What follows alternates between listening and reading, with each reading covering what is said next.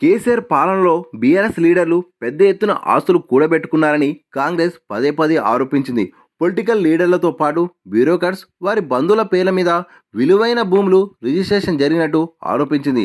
గులాబీ హయాంలో జరిగిన అవినీతిని వెలికి తీసేందుకు కాంగ్రెస్ ప్రభుత్వం సిద్ధమైంది.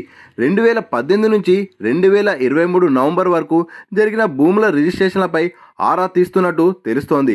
నిజానిజాలు తెలుసుకునేందుకు రిజిస్ట్రేషన్ శాఖ డీఐజీ నుండి వివరాలు సేకరిస్తున్నట్టు విశ్వసనీయ సమాచారం. ఎవరి పేరు మీద ఎన్ని ఎకరాల భూములున్నాయి, ప్రస్తుత మార్కెట్లో వాటి విలువ ఎంత అనే ఇన్ఫర్మేషన్ తీసుకుంటున్నట్టు తెలిసింది.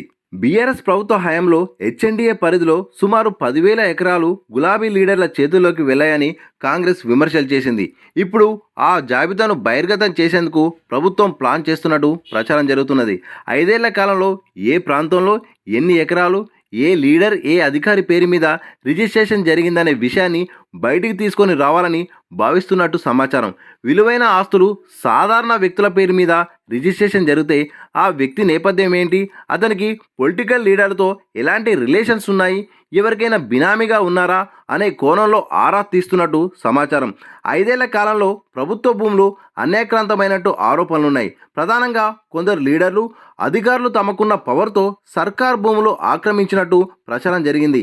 నిజంగా అలాంటి భూములు ఎక్కడెక్కడ ఉన్నాయనే విషయాలను ఆరా తీస్తున్నట్టు తెలిసింది. ఇలాంటి ఉదాంతాలు ఔటర్ రింగ్ రోడ్ చుట్టుపక్కల ఉన్న ఇనాం భూమిలో జరిగినట్టు ప్రచారం జరుగుతున్నది. ఆ డాక్యుమెంట్ సేకరించి సంబంధిత వ్యక్తులపై క్రిమినల్ కేసులు నమోదు చేసి ఆ భూములు వెనక్కి తీసుకోవాలని ప్రభుత్వం భావిస్తున్నట్టు సమాచారం. లీడర్లు, అధికారుల ఫామ్ హౌస్లపైన ప్రభుత్వం ఫోకస్ పెట్టినట్టు తెలుస్తోంది.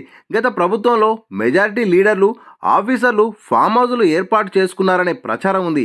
ఏ అధికారి, ఏ లీడర్కు ఎక్కడెక్కడ ఫామ్ హౌస్లు ఉన్నాయి, వాటి ప్రస్తుత విలువ ఎంత అనే కోణంలో డీటెయిల్స్ సేకరిస్తున్నట్టు తెలుస్తున్నది.